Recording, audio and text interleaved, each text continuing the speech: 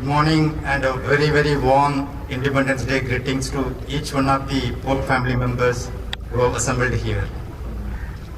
It gives me immense pleasure and honor to be amongst you and to hoist this tricolor on this momentous occasion of 78th Independence Day. As we always recollect, remember and rededicate ourselves on the sacrifices that have been made by our forefathers to give us freedom to breathe the free air that every one of us are breathing with a level of, with a sense of pride, satisfaction and commitment to take this great nation forward.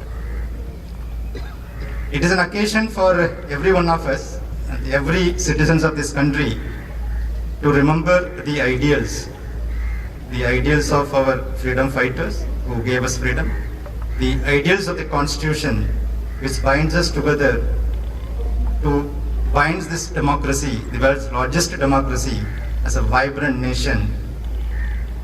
And only with these ideals, by remembering these ideals, we will be able to further progress and prosper as a nation.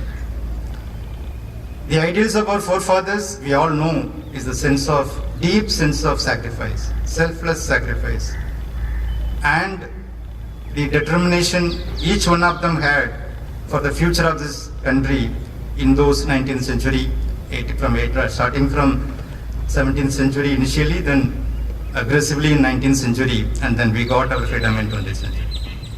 It is a long struggle which our forefathers have undergone to give us what we are today.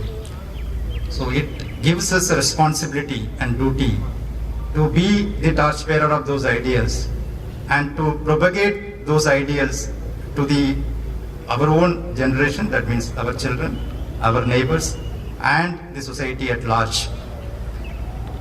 The ideals of the Constitution, which enshrines about the justice which has to be given to every citizens of this country, socio-economical and political. Are we having all these things? If yes, be satisfied. If no, let us contribute to make it happen. The equality of opportunity that everyone as a citizen should have, that is enshrined as a fundamental rights of the Constitution. And I am very sure each one of us will not only take pride in the equality and ensure the equality of opportunity to everyone amongst us and around us. The fraternity, the sense of fraternity which requires amongst the wide, diverse culture emanated from the fabric of our nation, assembled together with a multilingual, multi-religion, multi-race community coming together as an independent nation is a large achievement, the biggest achievement of our great Iron Man of India, to assemble all the independent princeless states into a vibrant nation of united India. So these ideals of equality, liberty and fraternity, which is enshrined in the Constitution, has to be remembered by each one of us, and we should propagate it. And how do we empower the citizens and the nation? The empowerment can come only with the knowledge. The knowledge can come by education. So the education which gives us knowledge, and the knowledge, when it is transformed into action, can develop the economy into a vibrant economy. So this empowerment of each one of us, irrespective of the diversity that we have, whether it is a male, female, or religion, or race, or region, every one of us have to combine together in making this empowerment of the entire society. And I am very sure that each one of us are making our children educated. It is not just education, but the values, the value system, which inculcate the respect for others, respect for neighbor, respect for the society, respect for the country. When these ideals coupled with education is integrated together, then the citizens, the children, the citizens will definitely strive towards making this country as a very, very strong, united and vibrant country. So I'm very sure today the government is doing all its might to help this country to grow, to help this country to be secure, to help this country to be liberal. When every action and every legislation which is being framed by the government to propagate and then safeguard our freedom, we, as I repeated again and again, have a sense of responsibility as a citizen, as a member of this Fort family, and let us all dedicate ourselves in this direction. At this juncture, we also need to dwell upon what we are as a port family, as a port sector, what we have been doing, what we are doing today, and what we should do tomorrow. We and I specifically wish to congratulate each one of you. When I say each one of you right from me up to the last person in this organization for the wonderful achievement of highest cargo growth amongst all ports in India. So day for yesterday when Ministry had the review of the 4-monthly performance of the ports, in every aspect of cargo, whether it is liquid cargo or container cargo, which is the two major activities we are having today, in both the sector, Cochin port was at the top. And the Ministry was extremely happy with the way we as a collective group is working towards ensuring timely action and also the ease of doing business with which we are all performing, and the confidence of the stakeholders to do business with us. This has resulted into the position that we are. In absolute value, we are far behind in terms of the numbers, in terms of total metric ton that each port is delivering. But the image, but the demonstration that the first 4 months we have done to be having the highest rate of growth is something that we all should be proud of.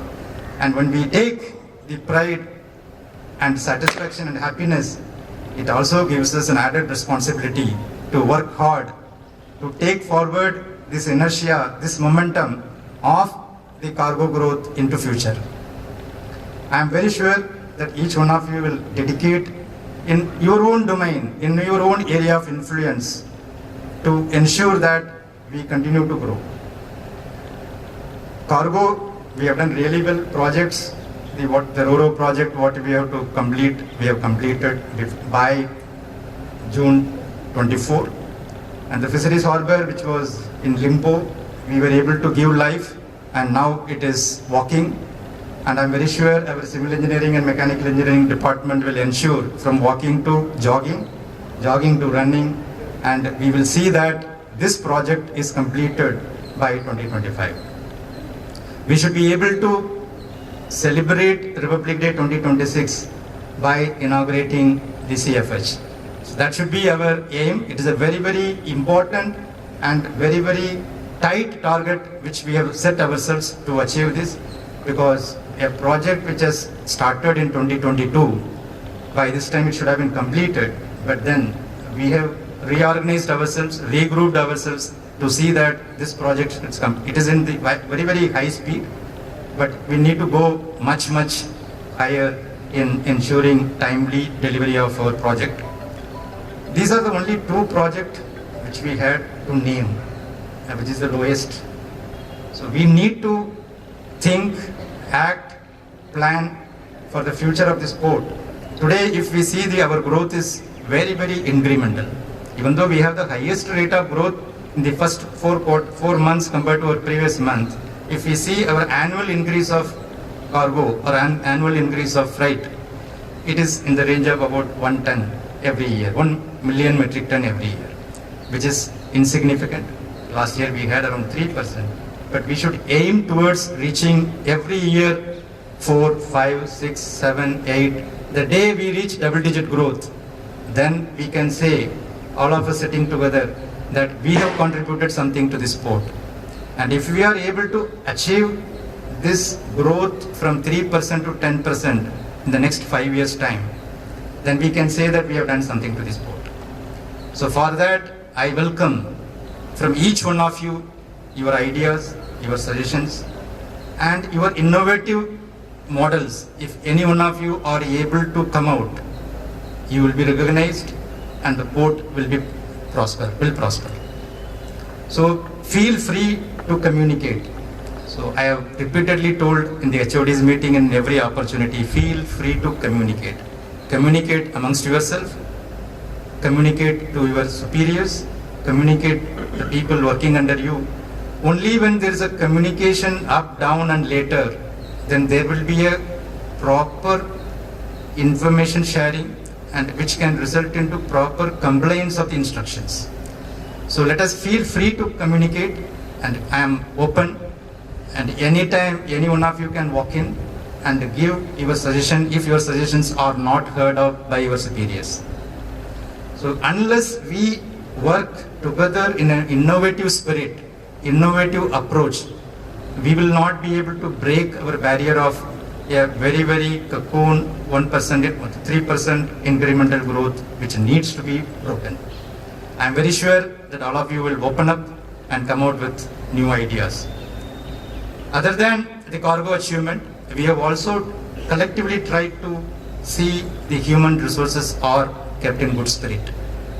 The human resources forms the foundation of, or the fabric or the backbone of any organization.